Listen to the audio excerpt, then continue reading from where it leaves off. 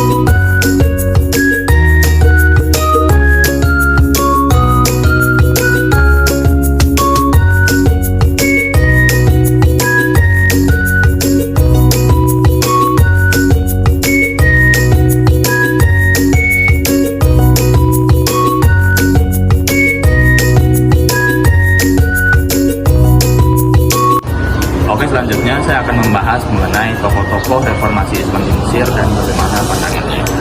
Gerakan reformasi Islam di Mesir ini dipelopori oleh 4 tokoh utama yang memiliki gagasan penting dalam membangkitkan umat Islam menghadapi modernitas. Tokoh pertama adalah Rifa'ah Rafi al-Dakhrawi. Ia melihat modernitas barat bukan sebagai ancaman, melainkan sesuatu yang bisa dipelajari dan dipadukan dengan ajaran Islam. Pandangan utamanya adalah pendidikan modern, ilmu pengetahuan modern, dan keterbukaan terhadap dunia luar dapat memperkuat umat Islam itu sendiri. Melalui terjemahan karya-karya Eropa, dia membuka pintu bagi pembaruan intelektual di Mesir. Tokoh berikutnya ada Jamaluddin al-Afghani. Memiliki pandangan yang lebih politis, Afghani menekankan pentingnya persatuan umat Islam atau pan-Islamisme sebagai kekuatan untuk melawan kolonialisme Barat.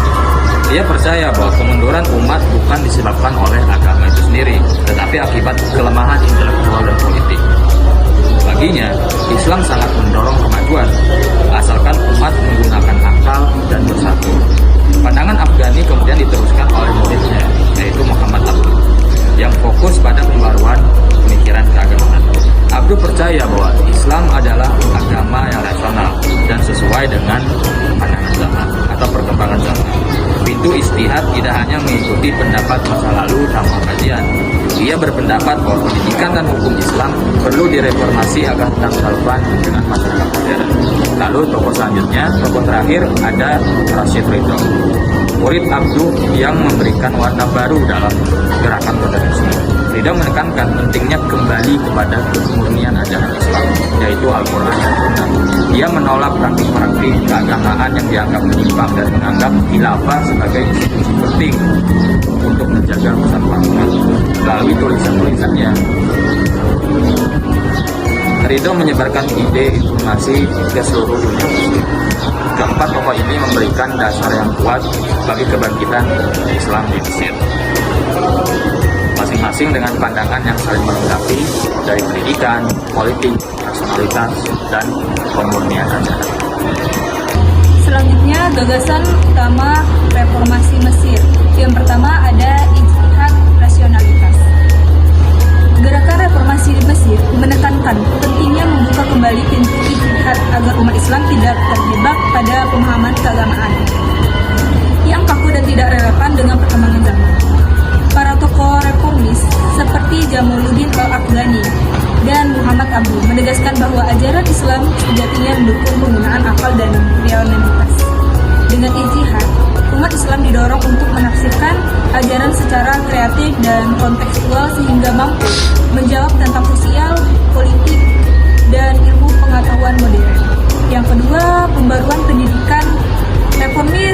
Reformasi Mesir juga menekankan transformasi sistem pendidikan utama dan melalui integrasi antara ilmu agama dan ilmu modern.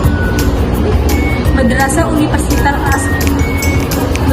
Universitas Al-Azhar didorong untuk memperbarui kurikulum, metode pengajaran, dan kualitas tenaga pendidik. Tujuannya adalah untuk melahirkan generasi muslim yang tidak hanya paham ilmu keagamaan tetapi juga menguasai sains, teknologi, dan pemikiran kontemporer. Pendidikan dianggap sebagai kunci kebangkitan umat. Yang ketiga,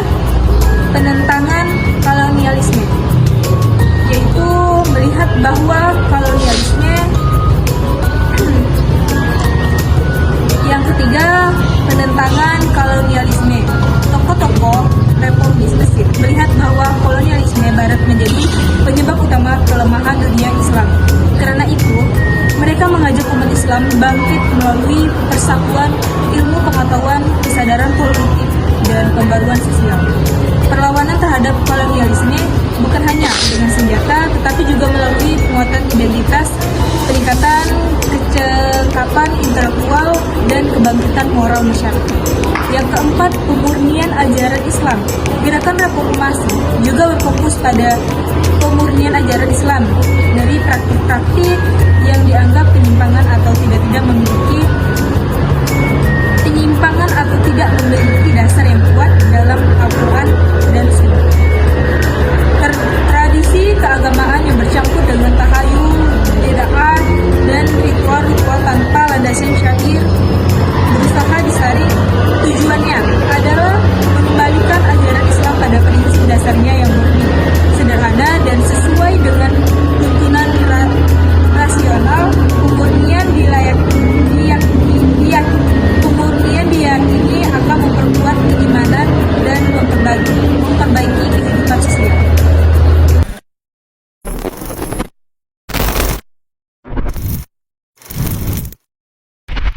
Reformasi Islam di Turki.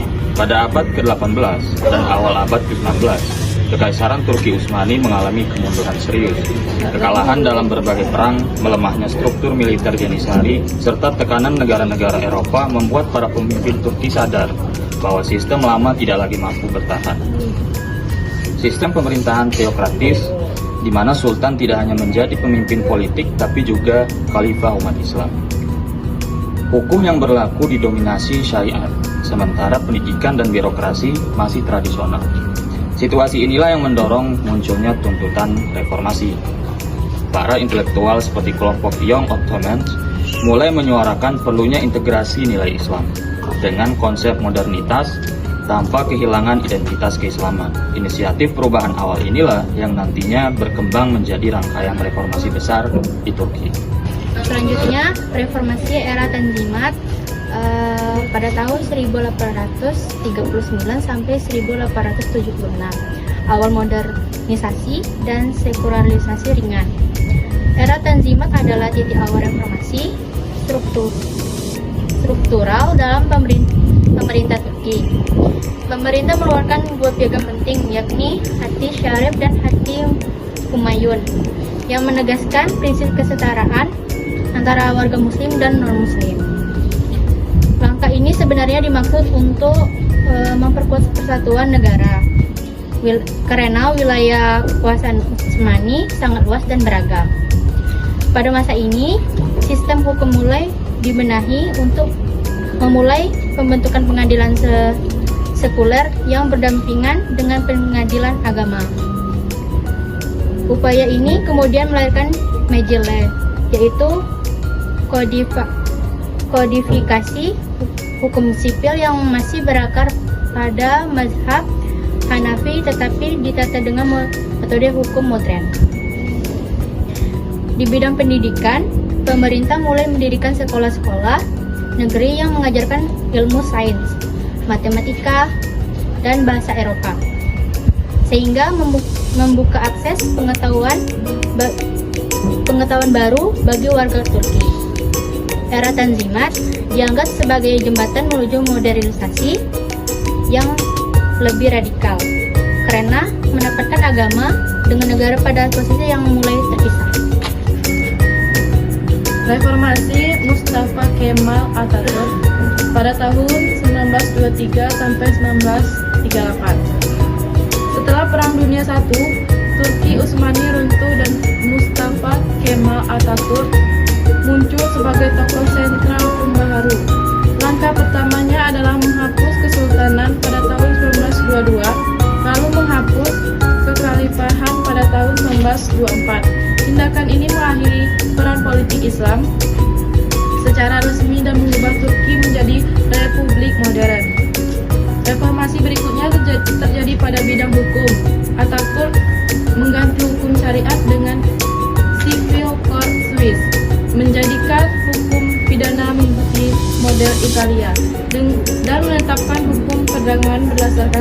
Jerman. Madrasah dan pengadilan agama ditutup, digantikan oleh lembaga pendidikan dan peradilan modern. Perubahan ini memperkuat kedudukan negara sekuler dan menjauhkan agama dari ruang politik resmi.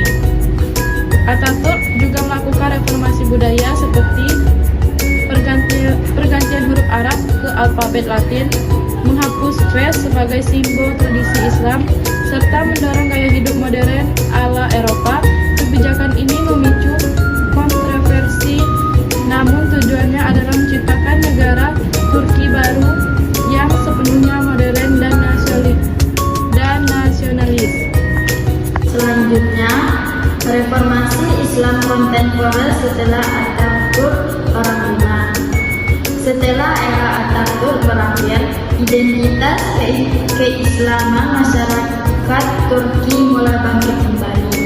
Pada dekade 1950-an, partai-partai berhalu Islam muncul dan memperjuangkan kebebasan beragam dalam ruangan publik.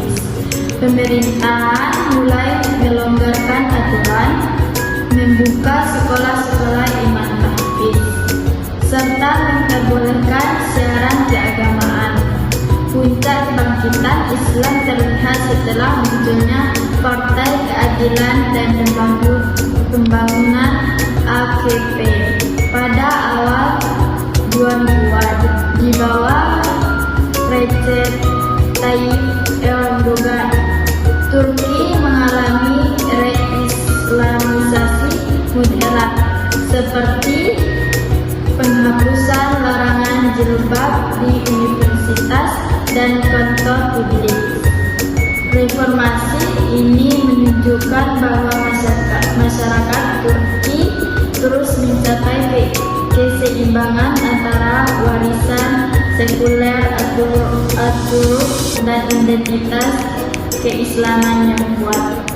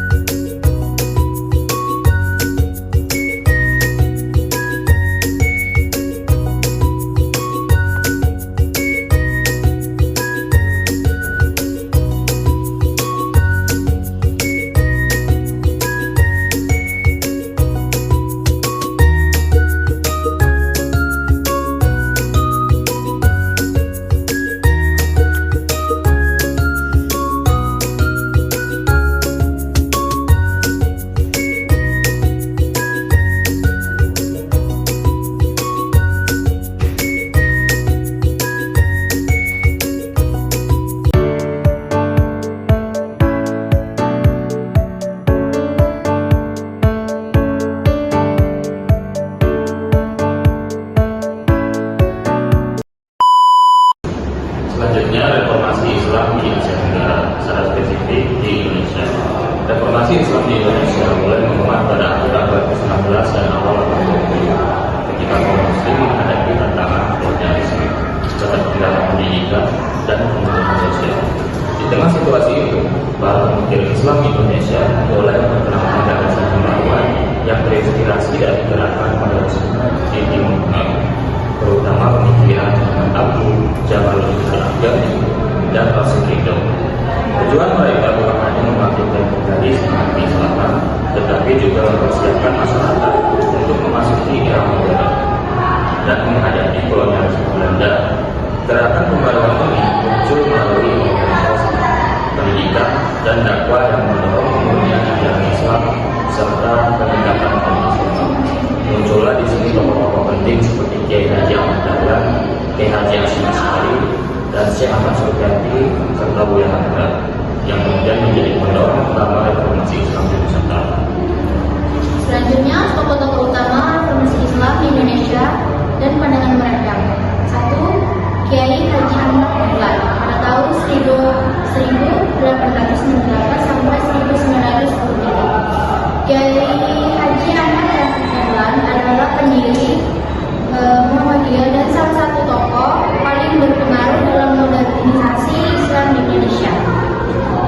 Ia menekankan pentingnya kembali pada Al-Quran dan Sunnah, namun dengan cara pemahaman yang lebih rasional dan relevan untuk kebutuhan zaman. Baginya, Islam harus mendorong kemajuan, termasuk melalui pendidikan modern, ilmu pengetahuan, serta praktik ibadah yang bersih dan dari takhayul dan kebiasaan yang sesuai ajaran Islam. Ia memadukan semangat agamanya dengan kerja-kerja sosial seperti pendidikan, kesehatan, dan pemberdayaan masyarakat. Yang kedua, Kiai Haji Hasyim Asy'ari pada tahun 1871 sampai 1947. Kiai Haji Hasyim Asy'ari merupakan pendiri Nahdlatul Ulama dan tokoh pembela tradisi pesantren. Ia berpendapat bahwa modernitas tidak boleh membuat umat meninggalkan warisan ilmuwan klasik. Pemandangannya menekankan keseimbangan, tradisi harus dipertahankan, tetapi umat juga perlu membuka diri terhadap perkembangan baru. Ia mendukung pembaruan yang tidak memutus hubungan dengan khazanah kitab kuning, mazhab fikih, dan para ulama terdahulu. Bagi beliau, reformasi berarti memperkuat agama tradisi sambil menyesuaikannya dengan kebutuhan sosial umat. Yang ketiga, Syekh Ahmad Suryanti pada tahun 1871 sampai 1953. Syekh Ahmad Suryanti adalah pendiri Al-Irsyad dan tokoh reformis keturunan Arab yang membawa gagasan pembauran dari Timur Tengah. Ia menekankan pentingnya kemurnian akidah serta mengabstraksi budaya yang tidak memiliki landasan syar'i. Pandangannya dekat dengan pikiran modernis seperti Ahmad Abu, umat harus kembali kepada prinsip dasar Islam, memanfaatkan akal dan memahami dalil, serta meningkatkan keputusan tokoh dan praktis keagamaan yang dianggap tidak sesuai ajaran Islam. Ia juga menolak diskriminasi sosial dalam masyarakat keturunan Arab, sebuah gagasan reformasi dan tegas pada zamannya. Selanjutnya dampak reformasi Islam di Indonesia.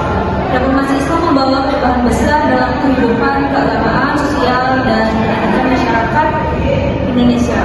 Salah satu dampak terbesar terlihat pada lahirnya organisasi Islam modern seperti Muhammadiyah, Nahdlatul Ulama, dan Al-Irsyad. Organisasi ini tidak hanya menjadi wadah dakwah, tetapi juga usaha perbaikan kehidupan kualitas hidup umat melalui sekolah, pesantren, rumah sakit, dan bantuan sosial.